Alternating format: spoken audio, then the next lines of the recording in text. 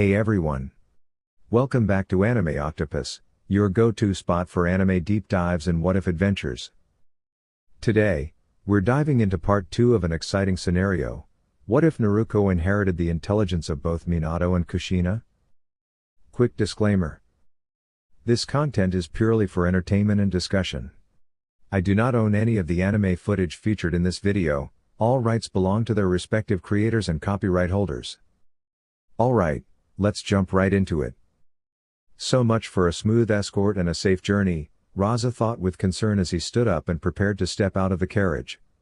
Just as he reached for the door, the three fallen figures suddenly dissolved into a flurry of crows that swirled around the four missing nin.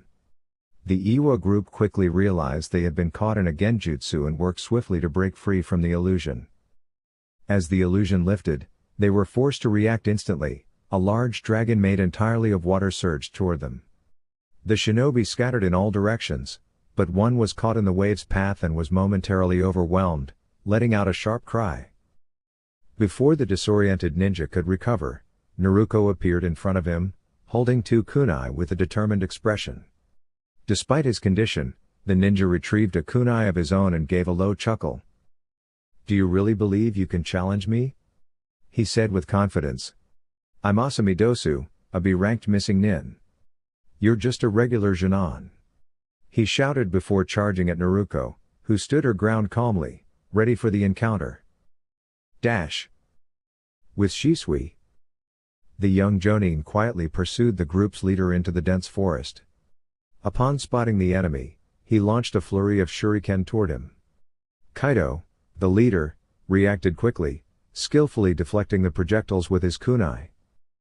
Both landed on separate branches and assessed each other. Hn. Shisui the teleporter, an A-ranked shinobi from the Hidden Leaf, Kaido said with a slight smirk, drawing his weapon. Kaido, once a Jonin of Iwa, now a high-level rogue ninja, Shisui responded calmly, activating his Sharingan and drawing his Tanto blade. "Let me show you why they call me Shisui the teleporter." With that, he vanished in a blur using the body flicker technique. Dash. With Itachi. While his teammates pursued their targets into the forest, Itachi remained behind, watching carefully. He had anticipated that one opponent hadn't followed the others. Suddenly, the ground beneath him shifted, and earthen spikes rose to trap him. Itachi evaded effortlessly, landing lightly a short distance away. As his feet touched the ground, he was immediately met with a new challenge. His opponent attempted to strike using a massive hand formed from stone. Leaping into the air, Itachi formed hand signs quickly. "Fire style, Phoenix Flower Jutsu," he declared, releasing a series of fireballs that shot rapidly toward his opponent. The missing nin, showing no hesitation, used his stone arm to deflect them with ease. He grinned as he noticed Itachi weaving another series of signs. "Alright then. Let's see what else you can do," the man called out, rushing forward. "Lightning style, Thunderball Jutsu," Itachi countered. A bright orb of lightning sparked to life between his hands, and as his opponent approached, Itachi released it forward. The technique struck squarely, enveloping the target in crackling energy that momentarily stunned him. The stone fist crumbled away as the technique concluded, and the Uchiha air landed smoothly. He observed the results of his efforts with quiet satisfaction. That was manageable. "I wonder how Shisui and Naruko are holding up," he mused as he began to walk over, reaching for a scroll Naruko had prepared for them to safely secure defeated opponents. With Naruko, the blonde shinobi gracefully deflected the first two slashes aimed at her face by Asami. She swiftly ducked under a spinning kick and responded with a low sweep of her leg, causing Asami to lose balance and tumble to the ground. Spotting an opening, Naruko attempted a forward strike toward the grounded ninja, but Asami quickly rolled away and countered with a kick that gently lifted Naruko off her feet. Before she could move too far back, Asami grabbed her ankle and guided her downward with force, creating a small indentation in the ground. Naruko winced slightly as she landed but maintained her focus. With a light tap on the surface and a swift hand sign, she performed a substitution technique, just as Asami aimed a downward strike toward where she had been moments earlier. Realizing he had struck a log instead, the B-rank shinobi narrowed his eyes and began weaving a series of hand seals. Earth style, mudshot technique. He called out, launching a stream of mud toward a branch where Naruko was already forming her own hand signs. Lightning style. Disruption wave technique. She responded confidently, sending a surge of blue electricity from her hands. The lightning intercepted the incoming mud, dispersing it mid-air and catching Asami slightly off guard with its sudden energy. Before Asami could say anything, Naruko quickly weaved another set of hand signs. Suten, Water Dragon Jutsu. She called out. From the moisture in the air, a large sphere of water formed around her, and within seconds, a powerful water dragon emerged, surging forward with great speed. Asami's eyes widened as he saw the impressive technique approaching him. Realizing the danger, he began performing his own hand signs to counter the attack. However, just before he could finish, a soft glow appeared beneath his feet. Looking down, he noticed a ceiling symbol etched into the ground. It activated instantly, rendering him immobile. When did she set this? Asami thought in alarm, then remembered Naruko had briefly been lying in the crater earlier. She must have done this in under 2 seconds. He realized with astonishment. You little... He began, but was interrupted as the water dragon struck, sending him flying backward. Naruko watched calmly as the force carried him into a tree. The momentum didn't stop there, he continued to tumble, crashing through more trees before finally coming to rest on the ground. Naruko approached quietly, focused and composed. She took a deep breath, knowing her mission wasn't over yet. She carefully removed a kunai, channeled chakra through it, and completed the necessary task with professionalism and respect. She sealed away what was required for her mission and ensured nothing remained that could be misused. Alright, time to regroup and check on the others, Naruko said to herself as she leapt gracefully into the trees, heading toward the carriage. Dash. Meanwhile, with Shisui. The Uchiha appeared silently behind Kaido, attempting a swift strike with his Tanto blade. Kaido managed to block just in time and countered with a quick kick, but to his surprise, Shisui disappeared. Instinctively, Kaido dodged, and it proved wise. If he hadn't, he would have been caught by another strike. While in mid-air, Kaido performed 2 quick hand signs and aimed toward Shisui, who was preparing his own technique. Doten, Rising Needle Jutsu. He declared, launching a thin but fast-moving spike from the ground, aimed at Shisui's face. Thanks to his Sharingan, Shisui saw it coming and tilted his head to narrowly avoid it. In one fluid motion, he leapt into the air and completed his own hand signs. Katen, Dragon's Breath Jutsu. A steady stream of warm orange-yellow flame rushed toward Kaido. Responding quickly, Kaido placed his hands on the ground. Doten, Earth Wall Jutsu. A thick wall rose up just in time to shield him. After a few seconds, once the attack subsided, he jumped over the wall. Before he could land, Shisui launched 6 kunai in quick succession, each aimed with precision. They struck what appeared to be vital points, but instead of victory, Shisui watched as Kaido dissolved into mud. A clone, Shisui realized, instantly jumping back. At that moment, hands shot up from the earth below, grabbing his ankles. Got you now. Kaido shouted, emerging with a spear-like weapon formed of hardened stone. He lunged forward, but just before impact, Shisui smirked. You know, Shisui said calmly, you're not the only one who can use clones.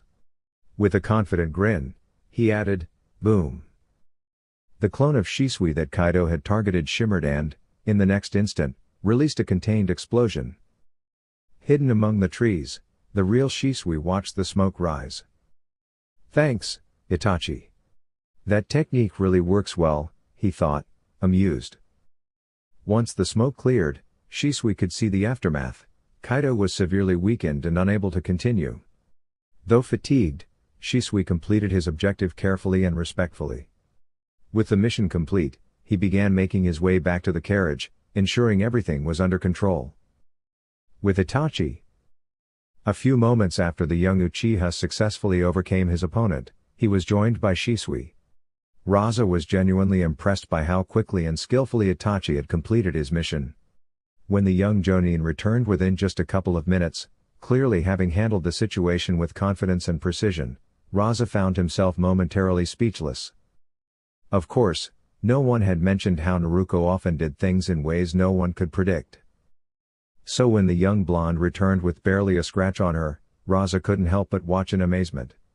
A 6-year-old girl just managed to defeat a B-ranked missing nin and looks as if she barely faced any trouble, the Kazekage reflected inwardly. If these 3 young shinobi represent the strength of Konoha, then it's crucial that our alliance with their village remains strong and unwavering, he concluded with determination. The trio turned back to the cage and approached him and his daughter, who had stepped out of the carriage the moment she saw that Team Shisui had returned safely. "I believe we should keep moving, Kazekage-sama," Shisui said as the 2 groups came closer. The Suna leader was about to respond, but his daughter quickly interrupted, marching over to Naruko and lightly tapping her on the chest with a pointed finger. "Do you have any idea how worried I was?" she asked, clearly directing her frustration at Naruko, who blinked in surprise at the sudden outburst. Before Naruko could respond, she continued. "I thought something had happened to you 3, and that it would put the rest of us in danger," she exclaimed, throwing her hands up. "Tamari-san, Naruko began, but Tamari didn't let her finish. "I don't want to hear explanations. If you're truly sorry, then show me. Do you understand?" she said firmly, causing Naruko to glance at her teammates for support. Predictably, both Shisui and Itachi had suddenly become deeply interested in the trees nearby. "Seriously?" Naruko thought, glancing back at the Kazekage's daughter, who still held a steady, expectant gaze. "All right then. How should we show we're sorry?" Naruko asked cautiously. A mischievous smile spread across Tamari's face, making Naruko even more uneasy. "When we get back to Konoha, you're going to take me to a sweets shop, and you're buying," she said with an air of authority. Naruko raised an eyebrow, but eventually gave a small nod. "Fine, that sounds fair," she replied. Tamari gave a satisfied nod before stepping back into the carriage, followed closely by her father. As the door closed, Naruko turned around only to find Shisui smiling widely at her. "What's so funny?" she asked, raising an eyebrow. Shisui's grin somehow grew wider. "We were just wondering. What's it like to have a date with the Kazekage's daughter?" teased the young Jonin. Naruko met his gaze with a calm expression and then smirked. "I knew you'd bring it up. But really, what would you know about spending time with girls?" she shot back, walking past him with a playful glint in her eye. Itachi, watching the interaction, chuckled and shook his head. "She's not wrong. I mean, even I've spent more time with Izumi than you have with anyone," the Uchiha heir said, pausing dramatically. "Or maybe? Is there something you'd like to tell us?" Shisui's face turned a shade of red, it was hard to tell whether from embarrassment or irritation, and he shouted, "That's not true." Itachi raised an eyebrow, amused. "I never said anything specific." At that point, Naruko couldn't contain herself and laughed, the sound lightening the atmosphere as they continued on their way. Unbeknownst to them, a small group of hidden observers from another village had been watching, taking quiet interest in the talented young kunoichi from the Leaf. Konoha's Gate, 2 days later. 2 days had passed since Team Shisui had met with the Kazekage, and the group, now 5 strong, along with their carriage horse, stood before the grand gates of Konoha. Raza and Tamari stepped out so the Chunin guards could tend to the horse while they prepared to meet with the Hokage. As expected, the wise and kind-hearted third Hokage was already waiting near the entrance. When the 2 leaders met, Hiruzen politely dismissed Team Shisui, instructing them to report to him the following day for a full mission debrief. With their duty officially concluded for the day, the 3 young ninjas strolled down the bustling main street of Konoha, chatting about random topics and exchanging greetings with villagers who smiled and waved at them. "I was thinking, maybe with Naruko's outing coming up, we could take a weekly break to unwind and focus on some personal training," Shisui said with a cheerful grin as he noticed Naruko narrowing her eyes at him. For the last time, it's not a date. Naruko exclaimed, her voice rising enough to catch the attention of several nearby villagers. It wasn't long before whispers about the fourth Hokage's daughter being seen with someone spread through the village. I agree with you, Naruko probably does need a little time to get ready for the outing, Itachi added with a slight smirk as he saw her reaction. It had become a running joke between the two Uchiha, something they often brought up to tease Naruko during their recent travels. Ugh. You two are the worst. Naruko huffed, disappearing in a flash of movement, heading home using the body flicker technique. After she left, Itachi turned to his cousin with a raised eyebrow. Do you think we might have taken the joke a little too far? He asked, sounding mildly concerned. Shisui paused to think, then gave a casual shrug. Nah, she'll be all right. He replied with a carefree wave of his hand, causing Itachi to let out a small sigh. Well, I better head out. My mom's probably wondering how things went on the A-rank mission. See you later, Shisui said before vanishing in a blur. All right. Now what? Itachi muttered to himself. As he considered his next move, a thought crossed his mind. With a decisive nod, he shifted direction. A good plate of dango sounds like the perfect way to wrap up a long mission, he said with a slight smile. The next day.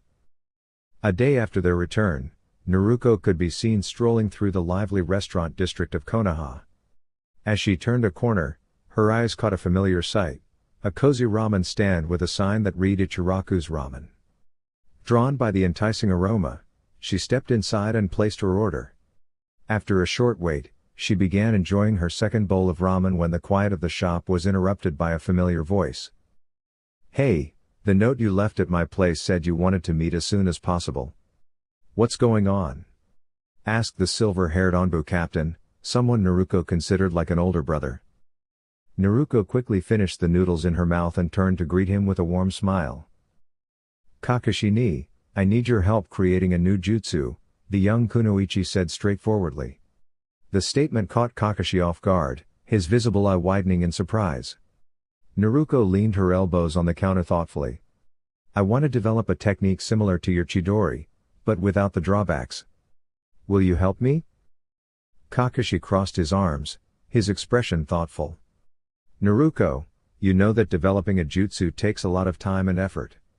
And to be honest, I didn't build Chidori entirely on my own. My father began the concept, I just completed it. Naruko nodded, her expression bright with determination. I know. But have you forgotten the advantage of shadow clones? Kakashi let out a resigned sigh. All right, I'll help. But you need to explain exactly what you have in mind, he said, making Naruko pump her fist excitedly. I'm aiming to improve Chidori so that it doesn't impair the user's vision during high-speed movement, Naruko explained briefly, prompting Kakashi to nod in consideration and stroke his chin thoughtfully. It's worth a try. But no promises on how long it'll take, or if it's even possible, he replied as Naruko pulled out some money to pay for her meal, then enthusiastically led him toward the training grounds behind her family's residence. As they walked, Kakashi glanced at her curiously. Naruko, why are you suddenly focused on creating a jutsu? Naruko offered a light-hearted grin. I don't want to be the only one on the team who hasn't come up with their own original technique. Huh? Kakashi asked, puzzled. Well, Naruko continued, Itachi developed his own version of the shadow clone technique. He calls it the clone great explosion. And Shisui came up with that impressive fire-style move, the dragon's breath. I want something of my own too. Kakashi let out a small chuckle. So it's a bit of a friendly competition? Naruko nodded. Sort of. But it's more than that. I want a signature technique that represents me. Like your Reikiri or To-san's Flying Thunder God technique. I thought about finishing the Rasengan, but it wouldn't feel entirely mine. Kakashi raised a brow. So does that mean you're not planning to learn the Flying Thunder God? Oh, I'll definitely learn it, Naruko replied with a confident smile. But I won't stop there. If I really want to surpass To-san, I'll need to not only master his technique, but take it even further. Kakashi blinked, impressed. Taking the Flying Thunder God technique to a higher level? The thought lingered in his mind, but before he could reflect any further, Naruko grabbed his hand and eagerly pulled him toward her home, the spark of inspiration already guiding her next steps. Later that day, after Tamari returned to her hotel room from the diplomatic meeting with the Hokage, she dropped onto her bed face first with a groan. Ugh, that was so incredibly dull. And we didn't even get a chance to eat lunch, she thought to herself, frowning. Then, a pleasant memory brightened her mood. Naruko had promised her a treat at a local sweets shop.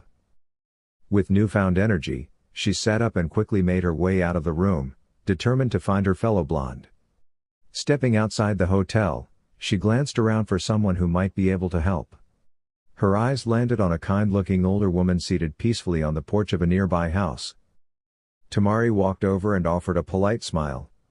Hello, she began, a bit unsure of how to phrase her question. The woman turned to face her and returned the smile warmly. Good afternoon, young lady. Is there something I can assist you with? Yes, thank you. Tamari replied politely. I was wondering if you might know where I could find Namikaze Naruko. At the mention of the name, the woman's smile grew even more cheerful. Ah, so you must be the one she's going out with. That news traveled quickly around Konoha, the woman said with a warm smile, causing the blonde girl to blush and glance away shyly. And no, that must be a misunderstanding. We're just kids, Tamari responded quickly, trying to clear up the confusion. A date? She's in so much trouble when I see her, she thought, slightly flustered. Of course, of course. If you're looking for Namikaze-sama, you might try checking at Ichiraku Ramen or her home, the elderly woman added, making the 5-year-old raise a curious eyebrow. Namikaze-sama? The girl repeated. Yes, the woman confirmed with a nod. She's the daughter of our village's beloved hero, the one who helped protect us from the great Kyuubi, the 4th Hokage. That surprised Tamari. She hadn't known that Naruko was the daughter of the 4th Hokage. Do you know where she lives? She asked politely. After receiving directions, she thanked the woman and headed off to find Naruko's home. Namikaze residence. Naruko, Kakashi, and around 300 of her shadow clones were gathered in the backyard, surrounded by piles of books, scrolls, and notes. The real Naruko and Kakashi were seated on a bench beneath the shade of a tree while the clones worked in groups of 5, 60 teams in total, each dedicated to developing a new lightning-style technique. Hey, Kakashi-ni, what if we, Naruko began, but was interrupted by the sound of the doorbell. I'll be right back, she said, heading toward the front of the house. When she opened the door, she found Tamari standing there. Hello? Naruko greeted, unsure of what brought her visitor over. Hi, Naruko-san. I'm hungry, Tamari admitted honestly, causing Naruko to blink in surprise. Well? Then maybe you should grab something to eat? The blonde replied, puzzled. I know I need to eat. Tamari snapped, cheeks turning a bit pink as she looked away, clearly frustrated. All right then. Hope you have a good meal, Naruko said with a small smile before gently closing the door. She turned around to head back to training, but the door suddenly swung open again, bumping her lightly and sending her to the floor. That wasn't very nice, Tamari said, stepping inside with a huff. Naruko stood up, brushing herself off, and faced her. What was that for? You ignored me. I thought you came to tell me you were hungry. I said. You are not nice, Tamari said, poking her in the chest with every word. Naruko narrowed her eyes. Really? Really? Naruko, Kakashi started to say as he entered the hallway, only for both girls to turn and shout in unison, not now. Kakashi blinked at them, shrugged, and calmly walked back to the backyard without another word. Taking a breath, Naruko turned back to her visitor. All right, Tamari-san, I'm in the middle of something, so could you please tell me what you need? I want sweet chestnuts, she replied casually. Seeing Naruko's confused expression, she added, you promised to take me to the sweet shop and buy me a treat, remember? Naruko sighed lightly. Okay, let me just. But Tamari had already taken her by the arm, dragging her toward the nearest dessert shop with a bright grin. Wait. I don't have any money with me. Naruko called out as she stumbled behind. You can just pay later or add it to a tab. Tamari suggested cheerfully as they entered the first sweets shop they found. They sat down, placed their orders with a friendly waitress, and once she left, Naruko formed a shadow clone to head home and let Kakashi know where she was, and to pick up some money to pay for their treats. While waiting for their food, the two young ninjas began a light-hearted conversation, mainly comparing life in the Hidden Leaf Village with that of the Hidden Sand Village. Before long, their meals arrived, and the two continued chatting, gradually learning more about each other. Their conversation covered a range of topics, favorite pastimes, dreams, and preferred foods. Through their exchange, Naruko discovered that Tamari enjoyed sweet chestnuts and kinchin soup. She also found out that Tamari's hobby was appreciating different types of plants, and her aspiration was to become a respected and skilled jonin. Even after finishing their meals, they remained at the table, enjoying each other's company. Naruko had to admit that, although Tamari could be a bit assertive, she was actually a pleasant person to talk to. However, their peaceful chat was soon interrupted. This was Konoha, after all. Yosh!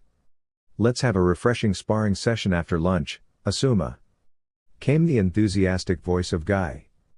Naruko turned toward the sound and spotted Asuma, Guy, Kurenai, and Genma entering the Dengo shop. Of course. I pick an out-of-the-way spot for lunch, and suddenly everyone decides to show up. Just my luck, Naruko thought, her musings cut short by Kurenai's voice. My, Naruko-chan, why don't you introduce us to your friend? Kurenai asked warmly as the group of four joined Naruko and Tamari at their table. To Naruko's left sat Guy, followed by Genma, while Tamari sat across from the Uzumaki with Kurenai to her left and Asuma beside her. Everyone, this is Sabaku no Tamari, daughter of the fourth Kazekage. Tamari, these are Might Guy, Shiranui Genma, Yuhi Kurenai, and Sarutobi Asuma. Naruko introduced them with a polite smile, then suddenly glanced at the nearby clock. Oh no, it's getting late. I need to return to my training. I'll see you all later. Tamari-san, would you like to meet here again tomorrow? I'd like that, Tamari replied with a gentle smile that made Naruko blush ever so slightly. The young kunoichi quickly turned around and hurried off. Johnny! She called out over her shoulder.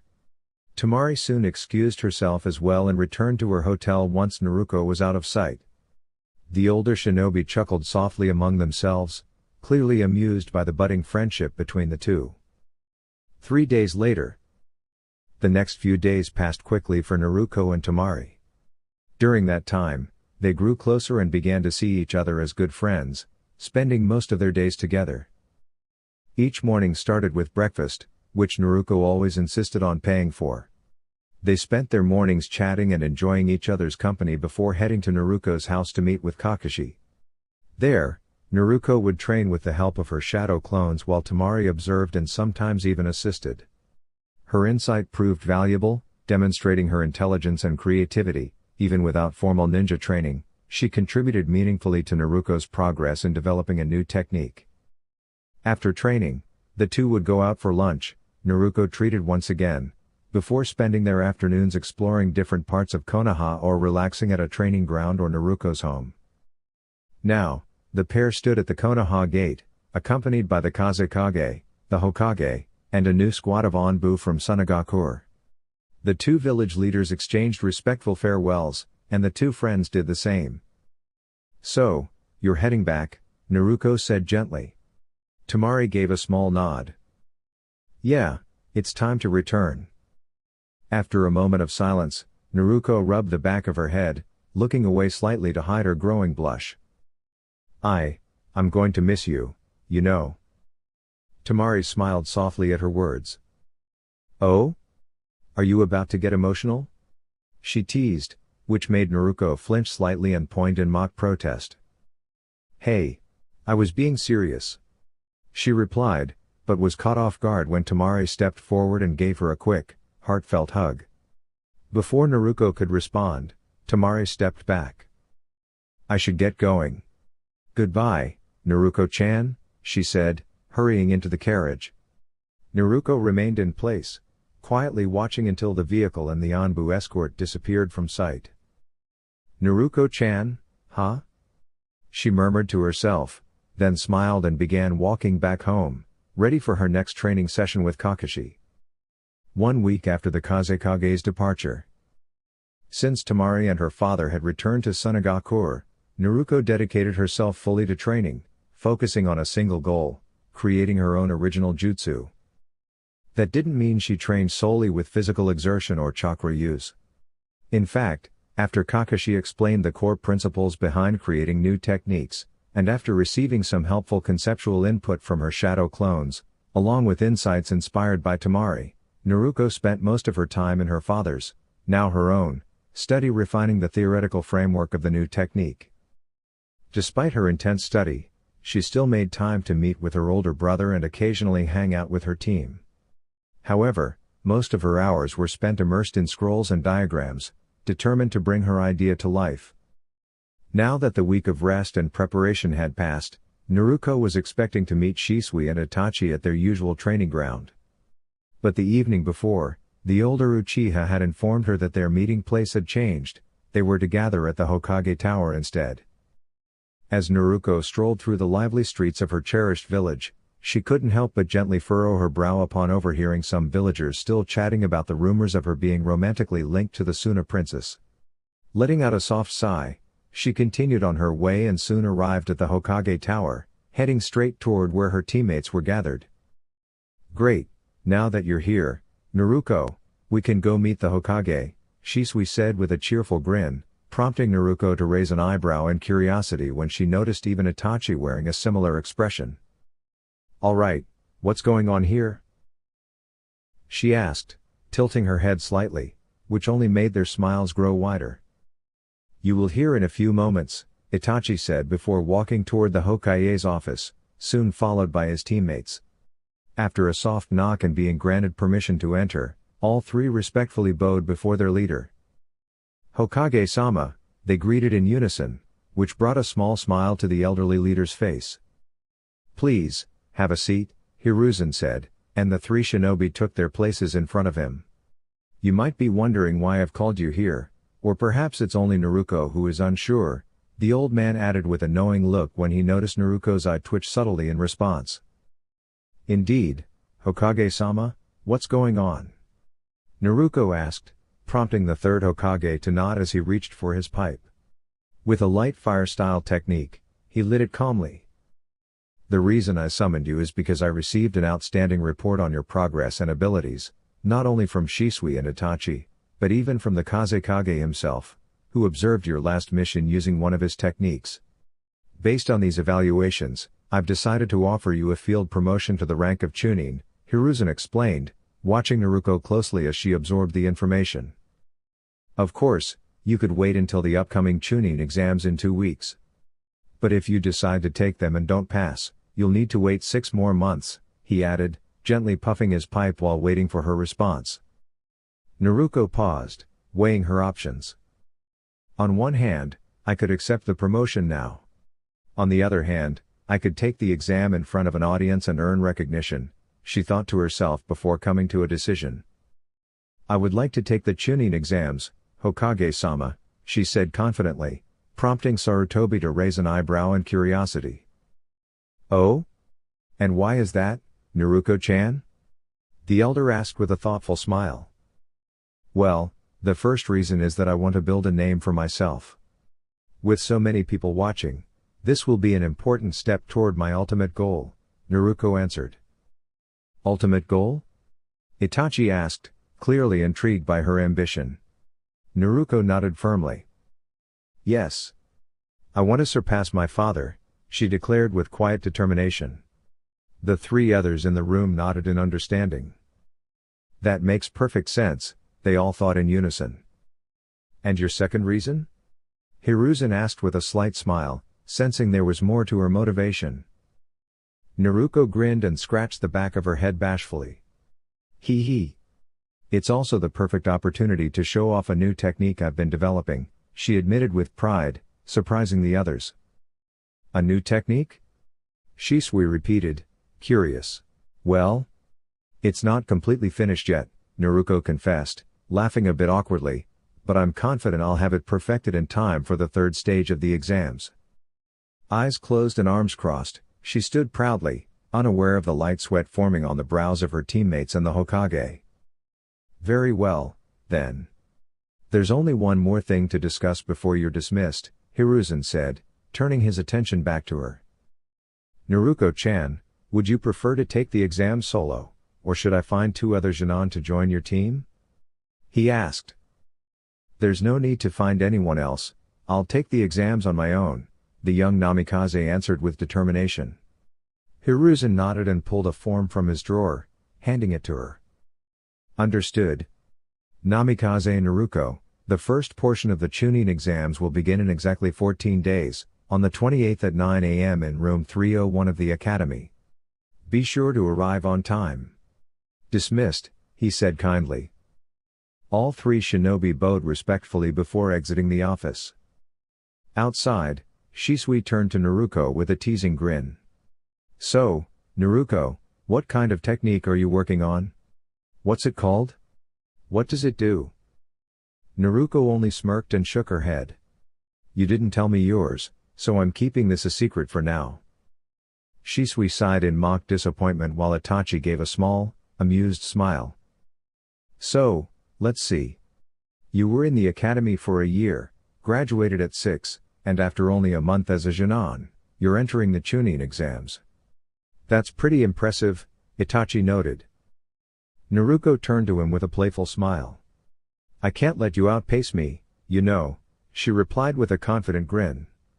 What about you? Are you going to take the Jonin exams in 4 months? Itachi shrugged thoughtfully. Maybe. It would be nice, but I'm not sure I'm ready just yet. If I feel prepared in 3.5 months, I'll go for it. If not, I'll wait another 6 months. The two looked over to Shisui, who sighed dramatically. Ah, I remember the days when you two had just graduated and were still fresh Genin, not rising stars aiming for Chunin and Jonin ranks, Shisui said with mock nostalgia, placing a hand over his chest. Time moves so quickly. I must be getting too old for this job. He added with a theatrical spin, then wobbled before pretending to collapse face first onto the ground. Naruko and Itachi both paused, glanced at Shisui for a moment, and then continued walking without a word. Twitching from the ground, Shisui called after them. Hey! You two, get back here, you little rascals. With a grin, he jumped up and sprinted after his teammates, who were already making their way down the steps of the Hokage Tower. And that's all for now, my dear YouTube family. Thank you so much for watching and supporting me. If you enjoyed the video, don't forget to like, share, and subscribe to the channel, your support means the world. Until next time, this is Anime Octopus, signing off.